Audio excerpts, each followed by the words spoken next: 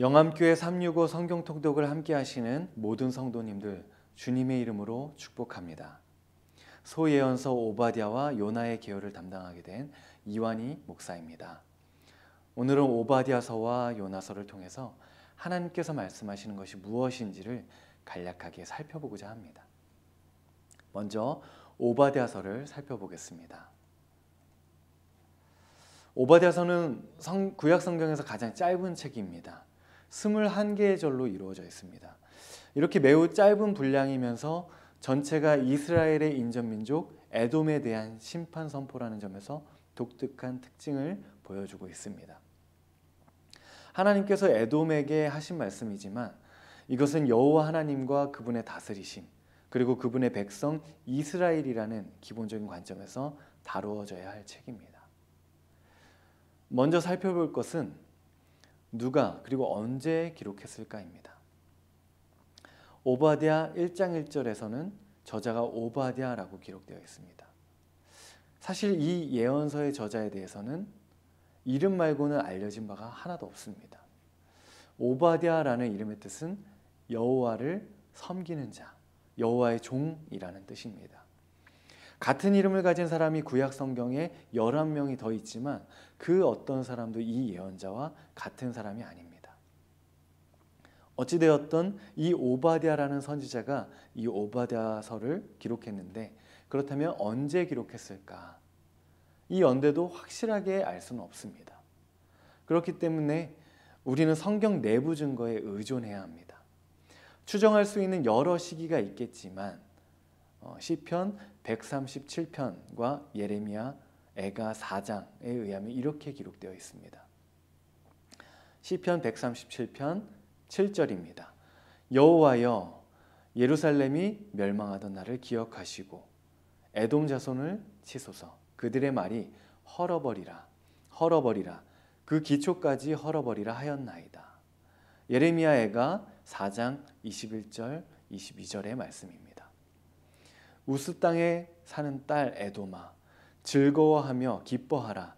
잔이 내게도 이를지니 내가 취하여 벌거벗으리라.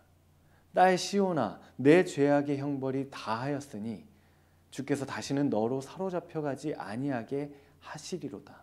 딸 에돔아 주께서 내 죄악을 벌하시며 내 허물을 드러내시리로다.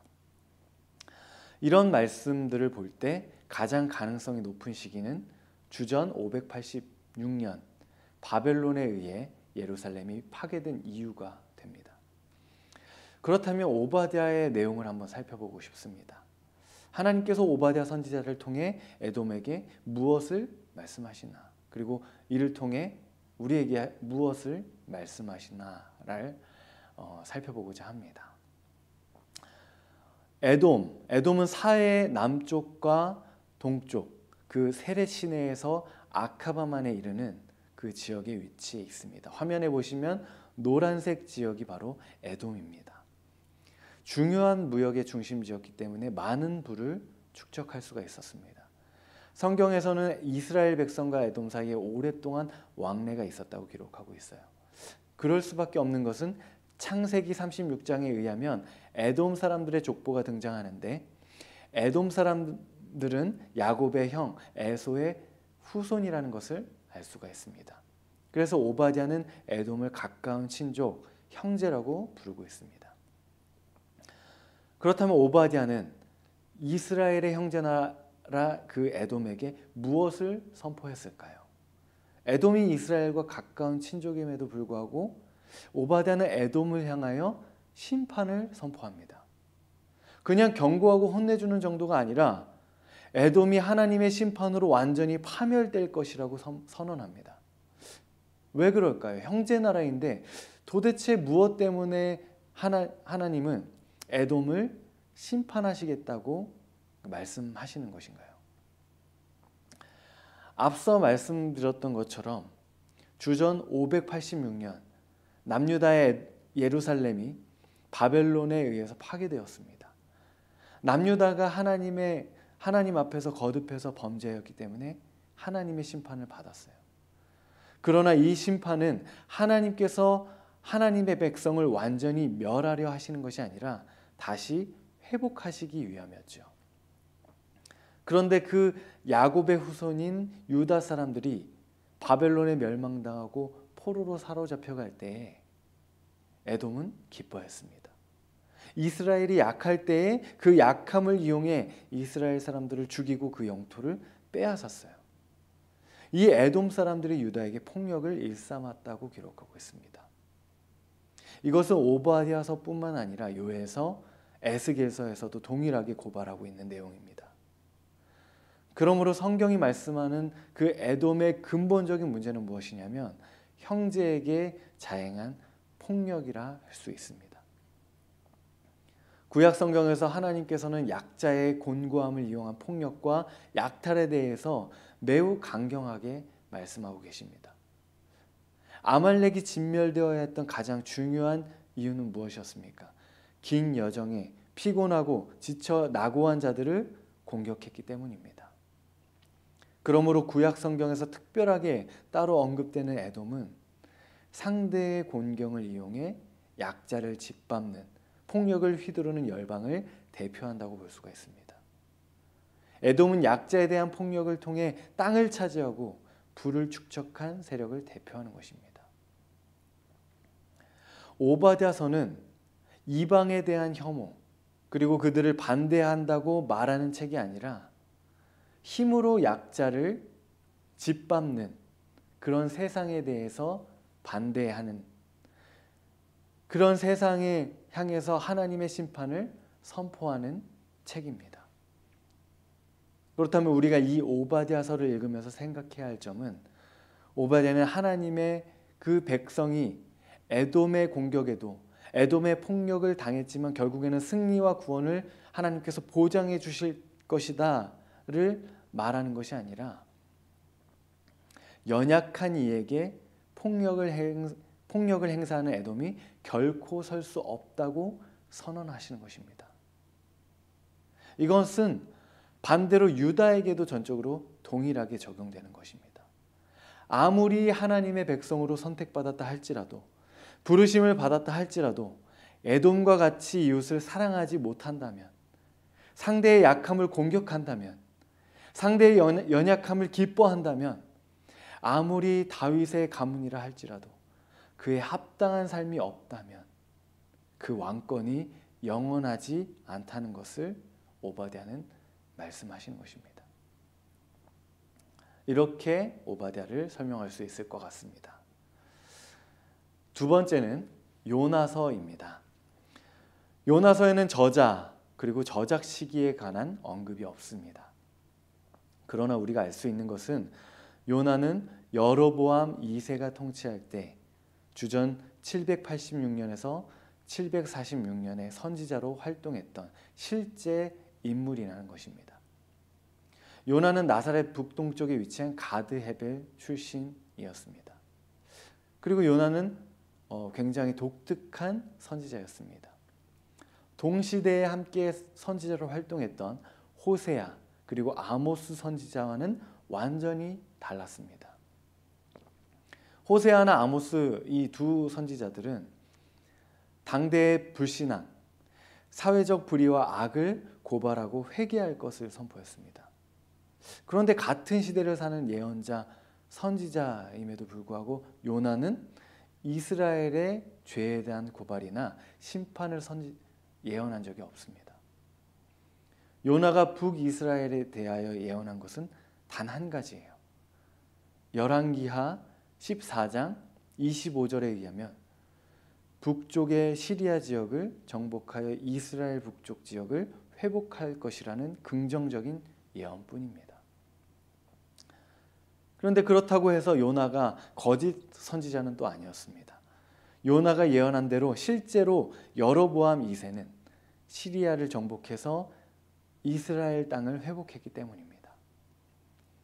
그러나 호세아나 아모스에 비교했을 때 요나 선지자는 뭔가 좀 아쉽습니다. 그렇게 하나님께서는 요나를 부르셔서 특별한 사명을 주세요. 그것은 바로 아수르, 니느웨 성읍에 가서 회개를 촉구하는 것이었습니다. 그렇게 요나를 부르시는 장면이 1장의 시작입니다. 요나서는 총 4개의 장으로 이루어져 있습니다. 1장에서는 주님을 피해 도망가는 요나를 그리고 있습니다. 그리고 2장에서는 요나의 감사기도가 나오고요. 3장에서는 요나의 선포와 니느웨의 회개, 그리고 4장에서는 여호와 하나님의 자비에 대한 요나의 분노가 나오게 됩니다. 각각의 장을 짧게 설명드리겠습니다. 1장에서 하나님이 요나를 부르십니다. 그런데 1장 3절에 의하면 요나가 여호와의 얼굴을 피하려고 니느웨로 가지 않고 다시스로 도망가려고 했습니다. 요나는 하나님의 명령을 듣고 싶지 않았어요. 왜냐하면 요나는 아수르를 미워했기 때문입니다. 아수르는 당시 포악하기로 유명한 나라였습니다. 온 지역을 두루 돌아다니면서 무자비하게 정복했어요. 그리고 정복한 나라들을 향한 그 압제는 상상 이상이었습니다. 사로잡은 포로들의 껍질을 벗겨서 죽이고 임산부의 배를 가르는 등 온갖 잔인한 일들을 저질렀습니다. 그리고 북이스라엘도 그 피해를 입었죠. 여로보암 2세 이전에 예후 왕 때부터 아수르의 조공을 바쳐야 했습니다. 이것은 엄청난 피해 대가입니다. 그런데도 하나님은 요나에게 니느웨로 가서 하나님의 심판을 면할 수 있도록 회개를 촉구하라는 것입니다. 그래서 요나는 니느웨에 가고 싶지 않았어요. 그래서 1장의 내용은 하나님의 얼굴을 피해서 다시스로 도망가는 요나의 모습을 그리고 있습니다. 요나가 하나님을 피해 멀리 도망갑니다. 그러나 하나님의 다스림을 벗어나지 못해요. 하나님께서 도망가는 그 요나에게 큰 폭풍을 내리셔서 다시스로 가는 요나를 막으십니다. 요나가 배를 타고 도망갑니다. 그리고 폭풍을 만났습니다. 그런데 흥미로운 것은 그 배에 탄 이방인 선원들은 하나님을 향해 마음을 열고 그 하나님의 다스리심을 인정하게 되는데 여호와의 선지자 요나의 마음은 닫힌 마음을 가지고 있다는 거예요. 이 모습이 1장에서 계속 대조되고 있습니다. 그리고 2장은 요나의 감사 기도입니다. 요나는 자기가 하나님을 피해 도망갔기 때문에 폭풍을 만났고 배가 파손될 위기 앞에 있었다는 것을 알았습니다. 그래서 선원들을 향해 자신을 바다에 던지라고 말해요. 그러면 바다가 다시 잔잔해질 거라고 말합니다. 그 말을 들은 사람들은 요나를 들어 바다에 던졌습니다. 그리고 그 즉시 바다가 잠잠해졌죠. 1장 17절에 의하면 이렇게 나와 있죠. 여호와께서 이미 큰 물고기를 예비하사 요나를 삼키게 하셨으므로. 이렇게 나오기 때문에 우리는 이 큰 물고기가 요나의 목숨을 살린 물고기로 이해하기 쉽습니다. 하나님께서 요나의 목숨을 구하시기 위해서 큰 물고기를 준비하시고 그 물고기를 보내셔서 바다에 빠진 요나를 구원하신 것으로 생각하는 것입니다. 그러나 요나서 전체 구조를 본다면 이 물고기가 의미하는 것은 거대한 니느웨를 대신하는 물고기입니다. 하나님께서는 니느웨로 가서 회개를 촉구하라고 말씀하셨는데 요나는 그 말씀에 순종하지 않고 다시스로 도망가려고 했습니다. 이렇게 하나님께서는 불순종하는 요나에게 무시무시한 저 큰 성읍 니느웨를 대신하여 큰 물고기를 보내셔서 그 물고기 뱃속에 집어넣으신 것입니다. 요나가 하나님을 피해 달아났지만 여전히 하나님의 다스림을 벗어날 수 없다는 것을 보여주는 대목인 것입니다. 그래서 요나 2장 2절을 보면 요나가 물고기 뱃속에서 이렇게 고백합니다. 내가 스올의 뱃속에서 부르짖었더니 라고 말하고 있습니다. 스올은 유대인들에게 죽은 자들이 가는 지하 세계를 말합니다.